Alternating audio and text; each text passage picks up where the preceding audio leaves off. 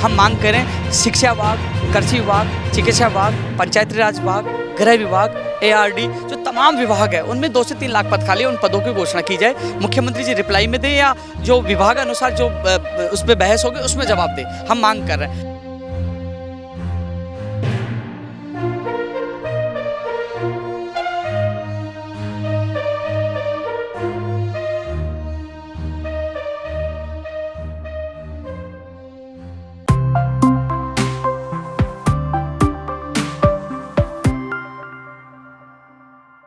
10 फरवरी को प्रदेश का बजट पेश हुआ है और बजट से प्रदेश के युवा नाखुश हैं। ये नाराज़गी इसलिए है क्योंकि बजट में युवाओं के लिए कोई नई घोषणा नहीं होने, नई भर्तियों की घोषणा नहीं होने से इन युवाओं में आक्रोश है। तो वहीं जो 20 सूत्री मांगों को लेकर पिछले 2 महीने से आंदोलन चला रहा है, उस मांगों पर भी कोई भी चर्चा नहीं होने से बेरोजगारों में आक्रोश। आप देख सकते हैं कि इस समय शहीद स्मारक पे विभिन्न भर्तियों से जुड़े हुए जो बेरोजगार हैं वे यहाँ पर पहुँचे हैं, धरना प्रदर्शन कर रहे हैं। राजस्थान बेरोजगार एकीकृत महासंघ के बैनर तले ये धरना और प्रदर्शन किया जा रहा है। इसके साथ ही सरकार तक अपनी मांग पहुँचाने का प्रयास किया जा रहा है कि किस प्रकार से युवाओं की अनदेखी की गई है। क्या कहेंगे आप, बजट पेश हुआ युवाओं की? सर, मेरा नाम नितेंद्र चौधरी है और मैं प्रदेश अध्यक्ष पुस्तकालय अध्यक्ष संघ राजस्थान से हूँ और मैं मीडिया का बहुत बहुत धन्यवाद करता हूँ। जो बेरोजगारों की जो मांग है इसको बुलंद किया जा रहा है और सरकार तक पहुंचाया जा रहा है। हमारी मांग है सर, जैसे एक विद्यालय होता है उसमें PTI के पदों पर स्टाफिंग पैटर्न लागू किया गया है, उसी आधार पर पुस्तकालय अध्यक्ष के पदों पर भी स्टाफिंग पैटर्न लागू किया जाए।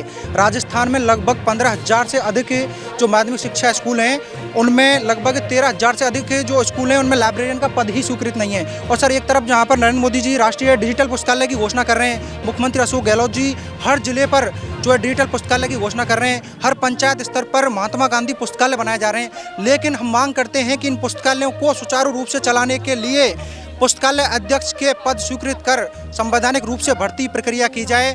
25 सालों से सर कॉलेज में लाइब्रेरियन की भर्ती नहीं की गई है। सेकंड ग्रेड लाइब्रेरियन की भर्ती अब तक एक भी बार नहीं आई है।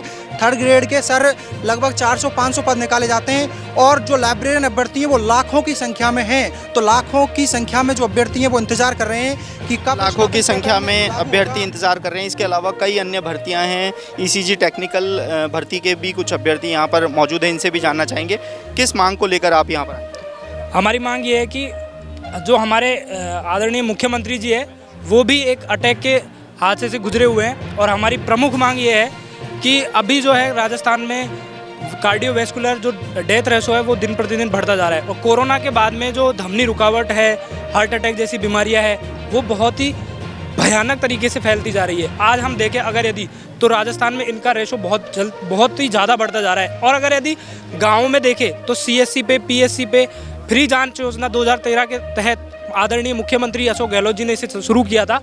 मुख्यमंत्री जी, आप इस दर्द को सहन कर सकते हैं जो कि आपके भी हुआ था। ऐसे ही एक राजस्थान में अगर कहीं ग्रामीण क्षेत्र में किसी भी तरीके से कोई भी मजदूर आदमी या कोई भी गरीब वर्ग का या मध्यम वर्ग का कोई भी व्यक्ति है वो हार्ट अटैक जैसी बीमारी से या कोरोनरी आर्टरी जैसी रुकावट जैसी बीमारी से अगर यदि ग्रसित हो जाता है तो उसके लिए ECG की जाँच बहुत ही आवश्यक है और हमारे सिलेबस के अनुसार हम मेडिसिन्स को भी उसके लिए प्रेस्क्राइब कर सकते हैं।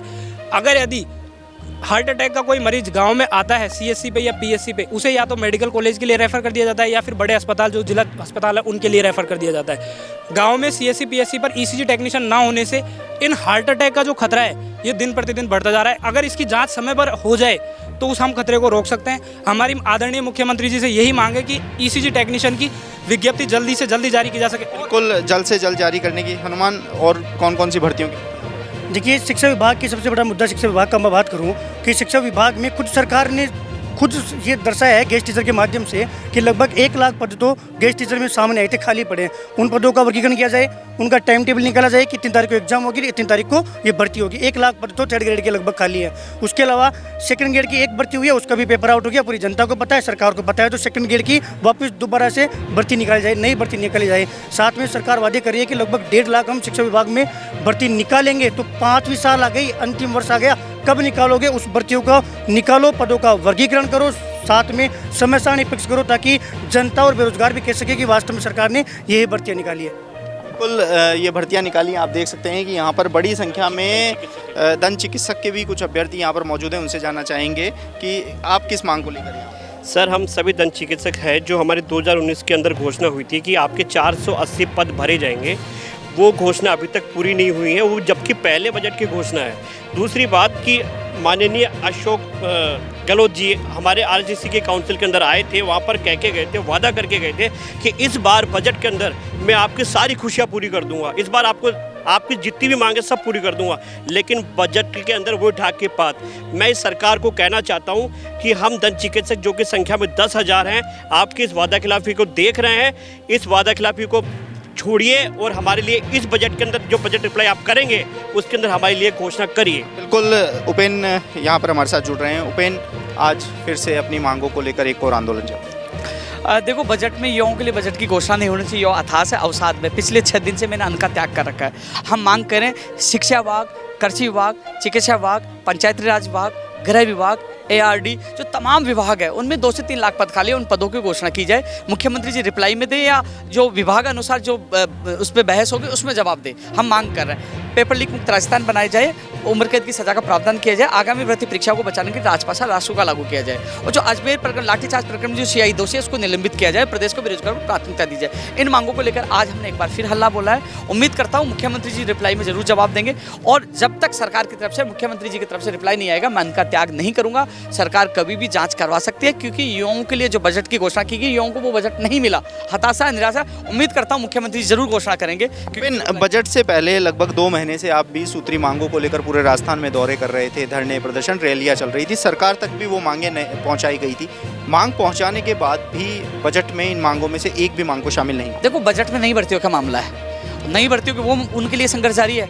हमने संघर्ष जारी किया, ऐलान कर रखा है। हम ना हार मारने वाले न झुकने वाले। लेकिन नई भर्तियों की जो मांग चल रही है, ये भी घोषणा पूरी होगी। आप जो ये पवित्र स्थल है ना, आज हल्ला बोला है, आपने देखा होगा जब मैंने ऐलान किया, अन्न का त्याग किया, उसके बाद एक लेटर जो वायरल हुआ था जो 9 फरवरी वाला, वो मुझे विभागीय अधिकारियों ने जो मध्यस्थता के माध्यम से कहा कि आप अन्न का त्याग मत करिए, हमने देखो प्रपोजल भेजा है, ये 21,000 पदों पे आएगी, वो मैंने ट्वीट किया था।